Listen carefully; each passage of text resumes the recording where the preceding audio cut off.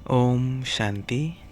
आज 29 फरवरी 2024 की बाबा की साकार महावाक्य है। प्यारे बाबा बोले, मीठे बच्चे, माया दुश्मन तुम्हारे सामने है, इसलिए अपनी बहुत बहुत संभाल करनी है। अगर चलते चलते माया में फंस गए तो अपनी तकदीर को लकीर लगा देंगे। प्रश्न: तुम राजयोगी बच्चों का मुख्य कर्तव्य क्या है? उत्तर: पढ़ना और पढ़ाना। यही तुम्हारा मुख्य कर्तव्य है। तुम हो ईश्वरीय मत पर। तुम्हें कोई जंगल में नहीं जाना है। घर गृहस्थ में रहते शांति में बैठ बाप को याद करना है। अलफ और बे, इन्हीं दो शब्दों में तुम्हारी सारी पढ़ाई आ जाती है। ओम शांति। बाप भी ब्रह्मा द्वारा कह सकते हैं कि बच्चों गुड मॉर्निंग, परंतु फिर बच्चों को भी रिस्पॉन्ड देना पड़े। यहाँ है ही बाप और बच्चों का कनेक्शन। नए जो है, जब तक पक्के हो जाए कुछ न कुछ पूछते रहेंगे। यह तो पढ़ाई है। भगवानुवाच भी लिखा है, भगवान है निराकार। यह बाबा अच्छी रीति पक्का कराते हैं, किसको भी समझाने के लिए, क्योंकि उस तरफ है माया का जोर। यहाँ तो वह बात नहीं है। बाप तो समझते हैं जिन्होंने कल्प पहले वर्षा लिया है वह आपे ही आ जाएंगे। ऐसे नहीं कि फलाना चला ना जाए, इनको पकड़े, चला जाए तो चला जाए। यहाँ तो जीते जी मरने की बात है। बाप एडप्ट करते हैं। एडप्ट किया ही जाता है कुछ वर्षा देने के लिए। बच्चे माँ बाप के पास आते ही है वर्षे के लालच पर। साहूकार का बच्चा कभी गरीब के पास एडप्ट होगा क्या? इतना धन दौलत आदि सब छोड़ कैसे जाएंगे? एडप्ट करते हैं साहूकार। अभी तुम जानते हो बाबा हमको स्वर्ग की बादशाही देते हैं, क्यों ना उनका बनेंगे।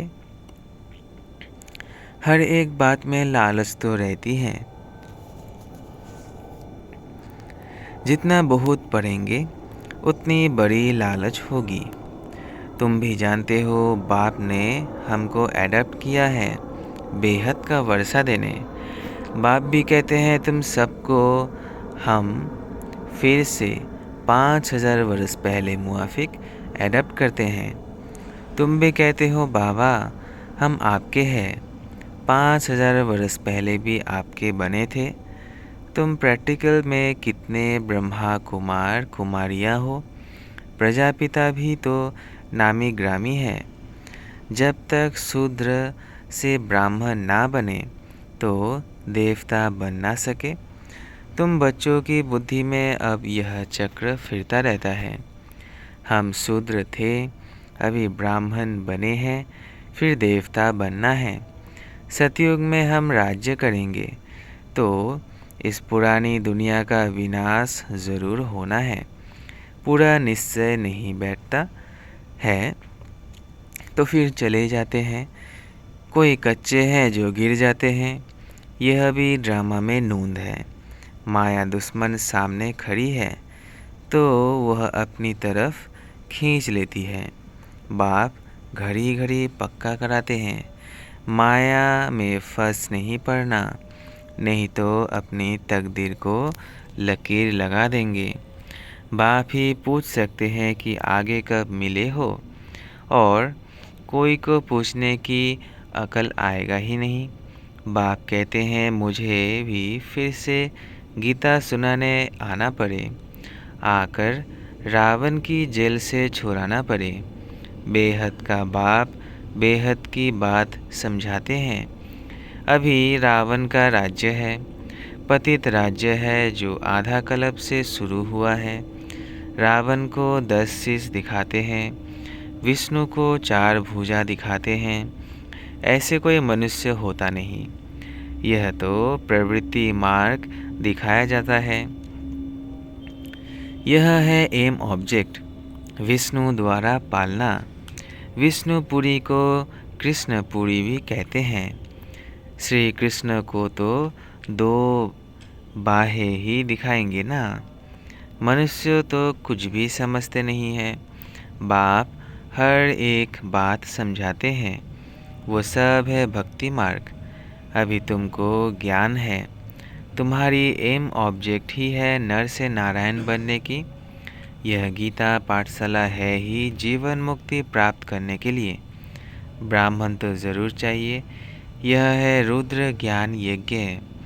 शिव को रुद्र भी कहते हैं। अब बाप पूछते हैं, ज्ञान यज्ञ श्री कृष्ण का है या शिव का है? शिव को परमात्मा ही कहते हैं। शंकर को देवता कहते हैं। उन्होंने फिर शिव और शंकर को इकट्ठा कर दिया है। अब बाप कहते हैं, हमने इनमें प्रवेश किया है। तुम बच्चे कहते हो बाप दादा। वो कहते हैं शिव शंकर। ज्ञान सागर तो है ही एक। अभी तुम जानते हो ब्रह्मा सो विष्णु बनते हैं ज्ञान से। चित्र भी बरोबर बनाते हैं। विष्णु की नाभि से ब्रह्मा निकला।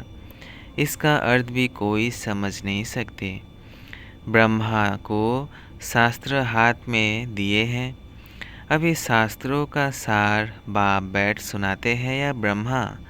यह भी मास्टर ज्ञान सागर बनते हैं। बाकी चित्र इतने ढेर बनाए हैं, वो कोई यथार्थ है नहीं। वह है सब भक्ति मार्ग के। मनुष्य कोई 8-10 भुजा वाले होते नहीं। यह तो सिर्फ प्रवृत्ति मार्ग दिखाया है। रावण का भी अर्थ बताया है। आधा कल्प है रावण राज्य रात, आधा कल्प है राम राज्य दिन। बाप हर एक बात समझाते हैं। तुम सब एक बाप के बच्चे हो। बाप ब्रह्मा द्वारा विष्णुपुरी की स्थापना करते हैं और तुमको राजयोग सिखलाते हैं। ज़रूर संगम पर ही राजयोग सिखाएंगे। द्वापर में गीता सुनाई, ये तो रॉन्ग हो जाता है। बाप सच बतलाते हैं। बहुतों को ब्रह्मा का श्री कृष्ण का साक्षात्कार होता है। ब्रह्मा का सफ़ेद पोस ही दिखाते हैं। ब्रह्मा का सफ़ेद पोस ही देखते हैं। शिव बाबा तो है बिंदी। बिंदी का साक्षात्कार हो तो कुछ समझ ना सके। तुम कहते हो हम आत्मा हैं। अब आत्मा को किसने देखा है? कोई ने नहीं देखा। वो तो बिंदी है। समझ सकते हैं ना। जो जिस भावना से जिसकी पूजा करते हैं उनको ही साक्षात्कार होगा। दूसरा अगर रूप देखे तो मूंझ पड़े। हनुमान की पूजा करेगा तो उनको वही दिखाई पड़ेगा। गणेश के पुजारी को वही दिखाई पड़ेगा। बाप कहते हैं हमने तुमको इतना धनवान बनाया। हीरे जवाहरों के महल थे। तुमको अनगिनत धन था। तुमने अभी वो सब कहाँ गवाया? अभी तुम कंगाल बन गए हो, भीख मांग रहे हो। बाप तो कह सकते हैं ना। अभी तुम बच्चे समझते हो बाप आए हैं। हम फिर से विश्व के मालिक बनते हैं। यह ड्रामा अनादि बना हुआ है।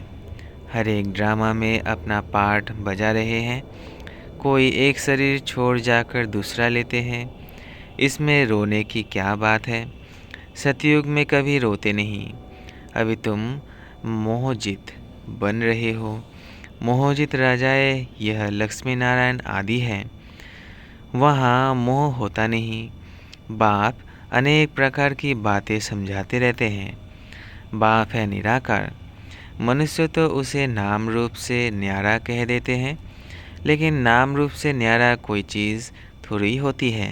हे भगवान, ओ गॉड फादर कहते हैं ना, तो नाम रूप है ना। लिंग को शिव परमात्मा शिव बाबा भी कहते हैं। बाबा तो है ना बरोबर। बाबा के ज़रूर बच्चे भी होंगे। निराकार को निराकार आत्मा ही बाबा कहती है। मंदिर में जाएंगे तो उनको कहेंगे शिव बाबा, फिर घर में आकर बाप को भी कहते हैं बाबा। अर्थ तो समझते नहीं, हम उनको शिव बाबा क्यों कहते हैं? बाप बड़े थे, बड़ी पढ़ाई 2 अक्षर में पढ़ाते हैं, अलफ और बे। अलफ को याद करो तो बे बादशाही तुम्हारी है।